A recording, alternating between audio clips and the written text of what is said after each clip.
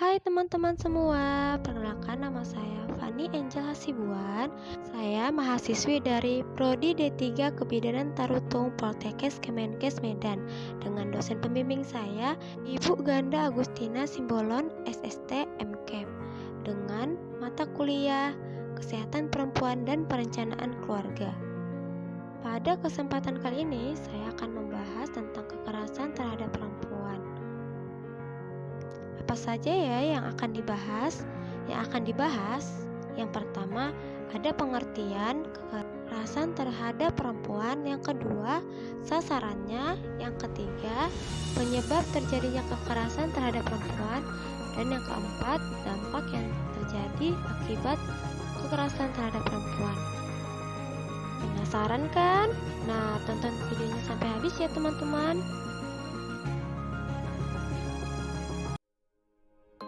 Apa pengertian kekerasan terhadap perempuan?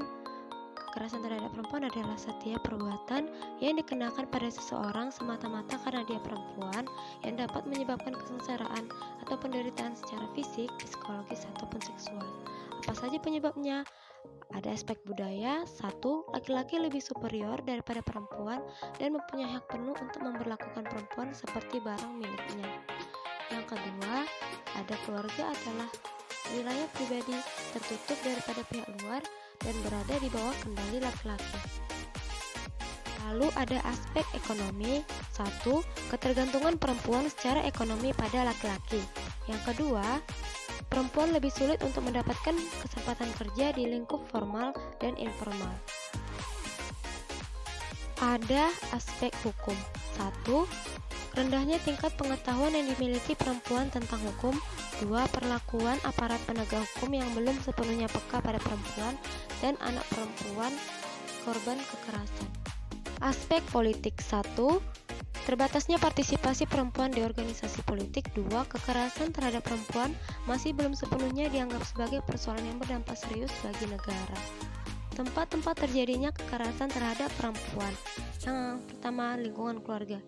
Yang kedua, masyarakat umum, misalnya pelecehan seks oleh guru atau orang lain. Yang ketiga, wilayah konflik atau non-konflik, yaitu misalnya kebijakan atau fasilitas publik yang tidak peka gender yang memungkinkan untuk terjadinya kekerasan maupun tidak kekerasan oleh aparat. Dampak kekerasan terhadap perempuan. Yang pertama, terhadap korban. 1. Yaitu ada memar, aborsi, dan yang terakhir bunuh diri. Itu dampak yang paling fatal. Pada anak, yang pertama, gangguan kesehatan dan perilaku di sekolah.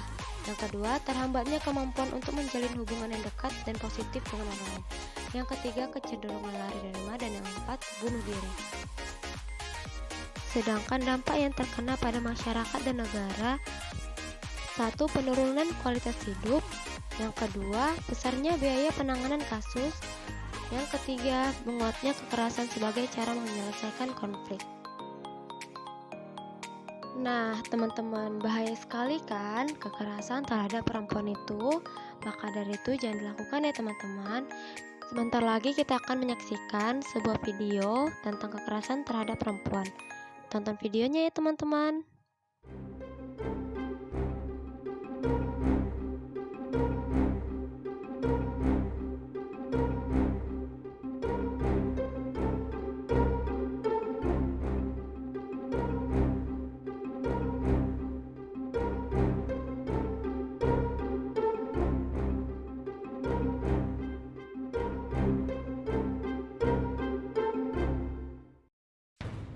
Foto video kan harus diperlihatkan sebagai barang bukti persidangan. Betapa saya malu dan saya nggak bisa ngambil lagi apa yang sudah tersebar. Kita harus mengungkap semua kejadian itu secara gamblang, yang dimana sebenarnya saya sudah berusaha tidak mengingat itu supaya saya bisa bangkit. RUPKS dikeluarkan dari prolegnas karena alasannya terlalu rumit. Mau nunggu berapa lama lagi, berapa banyak lagi perempuan yang jadi korban kekerasan.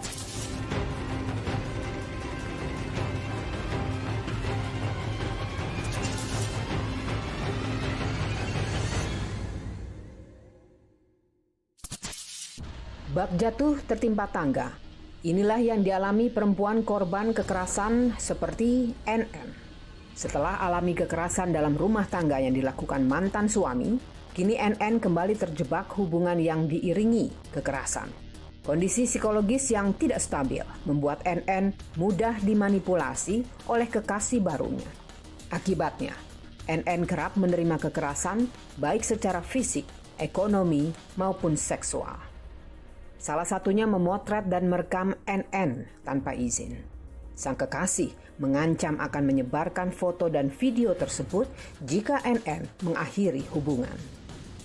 Dia itu memfoto ketika aku tidur, ketika aku mandi, dan lain sebagainya. Bahkan ketika aku secara tidak sadar di brainwash untuk mau melakukan tindakan seksual sesuai yang dia minta. Jadi waktu awal aku tahu foto-fotoku dan videoku sampai sekarang masih ada di pelaku, aku sangat takut, Mbak. Pertama, karena aku punya background KDRT dan perceraian yang tidak baik. Kalau sampai misalnya waktu itu foto atau videoku menyebar bahkan ke mantan suami, dengan posisi hak atas asuh anak itu bisa diambil oleh mantan suamiku. Jadi aku sangat takut. Waktu itu aku tidak pernah bicara.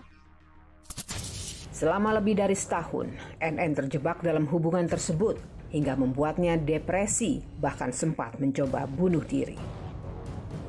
Setelah kondisinya stabil, NN berupaya menuntut keadilan hukum. Namun, alih-alih menjadi korban, NN justru berpotensi dijerat sebagai pelaku. Usahanya mendapatkan keadilan hukum justru terbelenggu trauma dalam mengumpulkan barang bukti. Jadi kalau misalkan aku melapor di undang-undang pornografi gitu, yang kena adalah aku, karena yang terlihat di situ tuh aku. Aku sendiri juga mengumpulkan lagi energi kalau misalnya ada panggilan, kemudian mengumpulkan saksi-saksi, itu tuh luar biasa, Mbak. Traumanya tuh besar karena kan harus lihat foto kita lagi kan, harus lihat foto pelaku lagi, foto video kan harus diperlihatkan sebagai barang bukti persidangan, dan semua orang kemudian tahu saya punya anak perempuan 2 yang mereka masih kecil-kecil, orang tua saya ada, adik saya ada. Betapa saya malu dan saya nggak bisa ngambil lagi apa yang sudah tersebar. Saya nggak ngerti lagi apa yang harus saya lakukan.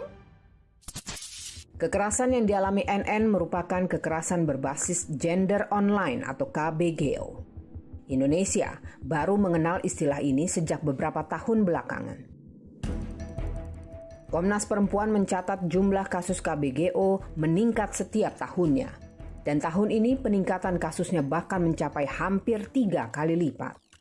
Meningkatnya intensitas serta frekuensi ya dari kita sendiri saat menggunakan teknologi digital, karena di masa pandemi COVID-19 ini hampir seluruh aspek kehidupan kita itu mau tidak mau dialihkan menggunakan teknologi digital ya. Faktor lain yang kami lihat itu adalah kurangnya contoh dari penegakan hukum untuk pelaku-pelaku kekerasan berbasis gender online. Yang kelihatan justru di publik gitu ya, bahwa korban kekerasan berbasis gender online lebih rentan untuk dikriminalisasi daripada pelaku ditindak dengan payung hukum yang sudah ada saat ini. Kriminalisasi terhadap korban KBGO dialami baik Nuril, seorang korban pelecehan seksual. Pada September 2018, ia divonis 6 bulan penjara dan denda 500 juta rupiah karena terjerat Undang-Undang Informasi dan Transaksi Elektronik atas dugaan pencemaran nama baik pelaku pelecehan. Kasus Nuril mendapat perhatian dari berbagai pihak. Nuril akhirnya bebas setelah mendapatkan amnesti pada tahun 2019.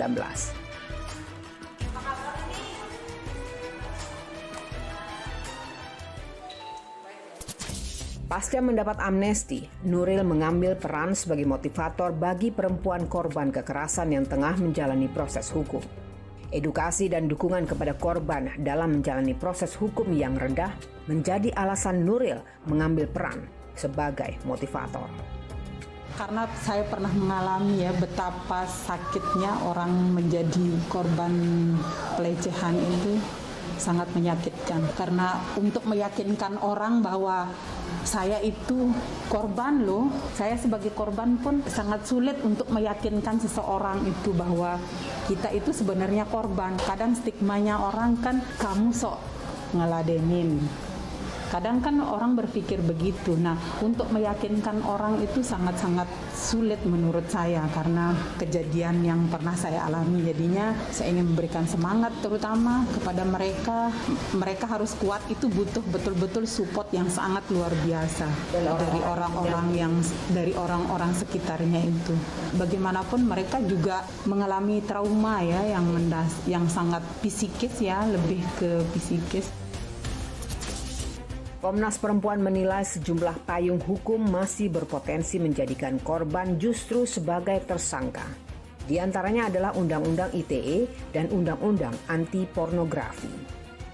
Kita mengharapkan agar Undang-Undang ITE itu ditinjau kembali supaya kemudian ketika terjadi kekerasan gender berbasis online yang mana seseorang itu ada di foto itu tidak kemudian dituntut bahwa dia sedang menyebarkan videonya dia, pada dia sendiri yang kena, tetapi karena dia yang disebarkan dia kena gitu. Nah ini kan sudah jatuh ketimpa tangga ya, dia sudah disebarkan tapi malah masih dituntut oleh hukum. Termasuk juga tadi undang-undang tentang pencemaran nama baik itu, tentang persoalan itu juga kita sarankan agar itu tidak berlaku. Pencemaran nama baik itu tidak berlaku jika yang melaporkan itu adalah korban kekerasan seksual, sehingga dia tidak kemudian dituntut untuk pencemaran nama baik. Tak hanya kekerasan berbasis gender online, jumlah kekerasan fisik terhadap perempuan Indonesia juga masih tinggi. Salah satunya terjadi dalam ranah personal atau rumah tangga.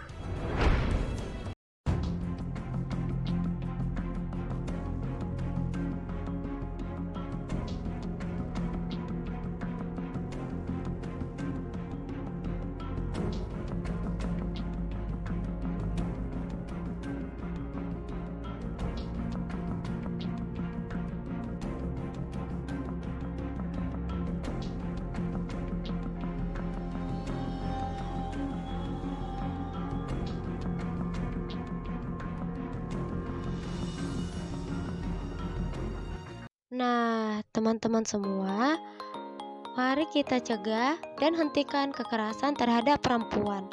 Itu bahaya sekali loh teman-teman, berdampak negatif dan tidak ada positifnya sama sekali.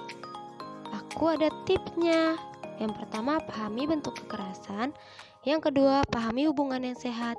Yang ketiga, waspada pada perubahan atau perilaku. Dan keempat, hindari lokasi berbahaya. Kelima, menjadi pribadi yang kuat. Tapi, jika teman-teman dalam keadaan darurat atau dalam keadaan mendesak dan tidak tahu solusinya, aku punya tipsnya juga teman-teman. Nah, di sini dengan menghubungi 112 atau layanan darurat. Makasih teman-teman sudah nonton video saya sampai akhir. Bye-bye.